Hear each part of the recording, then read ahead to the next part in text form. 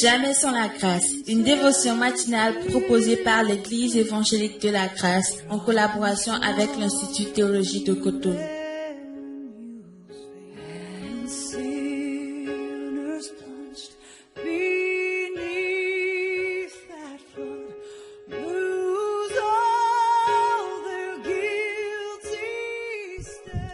Bonjour chers amis, chers internautes, nouvelle journée, nouvelle provision, bienvenue dans cette dernière dévotion de cette semaine. Je tiens encore une fois, si vous me le permettez, à vous rappeler ces moments que nous sommes en train de vivre depuis le mercredi. Hier c'était encore waouh, et aujourd'hui à 13h GMT plus 1, nous allons entamer notre session de vendredi et le soir à 19h30 GMT plus 1, nous allons recevoir la deuxième portion, dans la deuxième session du jour, et le week-end c'est pareil.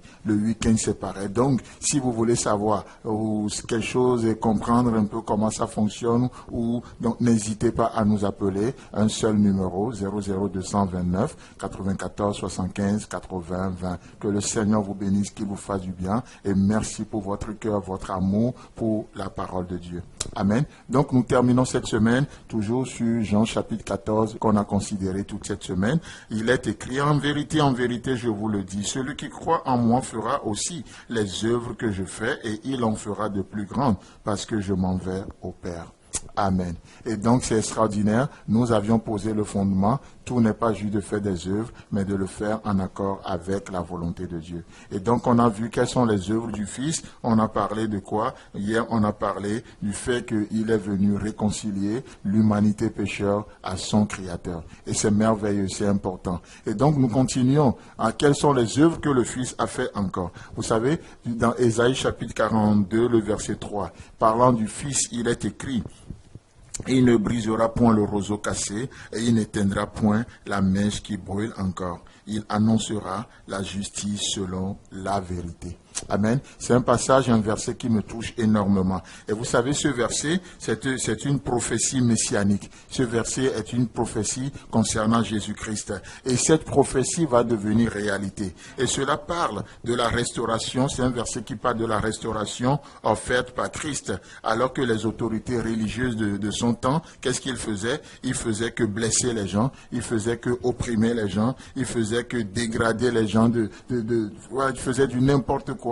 Il est écrit d'une manière prophétique que lui, Jésus-Christ, il ne brisera point le roseau cassé, et il n'éteindra point la mèche qui brûle encore, et il annoncera la justice selon la vérité. Et comme je le disais tantôt, cette prophétie va devenir réalité. Jésus-Christ viendra, et dans Matthieu chapitre 12, le verset 20, on retrouve ce verset cité: il ne brisera point le roseau cassé, et il n'éteindra point le lumignon qui fume, jusqu'à ce qu'il fait triompher la justice. Amen. Et lorsque nous combinons la prophétie et son accomplissement, lorsque nous combinons Ésaïe chapitre 42 et le verset 3 et Matthieu 12, le verset 20, qu'est-ce que nous réalisons? Nous réalisons que la seule chose qui fait triompher la justice, écoutez bien ça, la seule chose qui fait triompher la justice, c'est la vérité. C'est la vérité. Lorsque nous comparons ces deux versets, on arrive à cette conclusion. La chose qui fait triompher la justice, c'est la vérité. D'où la nécessité que la justice soit annoncée selon la vérité. Comme je le disais tantôt, les leaders religieux de l'époque, qu'est-ce qu'ils faisaient? Ils annonçaient la justice, mais selon leur chair. Ils annonçaient la justice selon leur culture. Ils annonçaient la justice selon ce que eux veulent faire des gens. Et ça, ce n'est pas la justice. On ne peut pas faire triompher la justice de cette manière.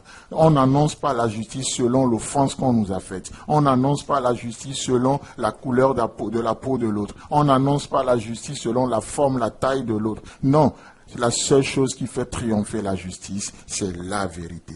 La vérité. Et c'est vraiment beau, c'est extraordinaire, et c'est ce que Christ nous annonce ici. Et c'est ce que Jésus-Christ a fait.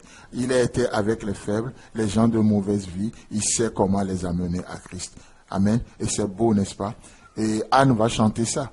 Anne va chanter. Ça, ce n'est pas un message que du Nouveau Testament. Depuis l'Ancien Testament, c'est le cœur de Dieu, la pensée éternelle de Dieu. Et Anne, qu'est-ce qu'elle va chanter? Elle va chanter, oh, de la poussière, il relève le pauvre. Comment peut-il relever le pauvre de la poussière si lui-même ne vient pas dans la poussière? Et c'est pourquoi Jésus-Christ va dire, oh, le Seigneur m'a formé un corps, il m'a donné un corps. Alors qu'il est Dieu, du Dieu puissant qu'il était, il s'est rabaissé. Le Dieu tout-puissant est devenu Emmanuel. Il est venu à notre niveau. Il s'est rabaissé, il a pris la condition de l'homme. Il est devenu un homme parmi les hommes. De la poussière, il relève le pauvre. Du fumier, il prend l'indigent et le fait asseoir avec les grands. Et ça, c'est extraordinaire. Et Paul dira, il a été crucifié à cause de sa faiblesse. Pas qu'il est faible, non, mais il a pris la forme de l'homme. Il a partagé notre condition. Chers amis, chers internautes, que le Seigneur vous bénisse, qu'il vous fasse du bien. Je sais qu'on n'a que 5 minutes, c'est pourquoi je vous invite dans la conférence le soir, ce week-end, le matin, et voilà.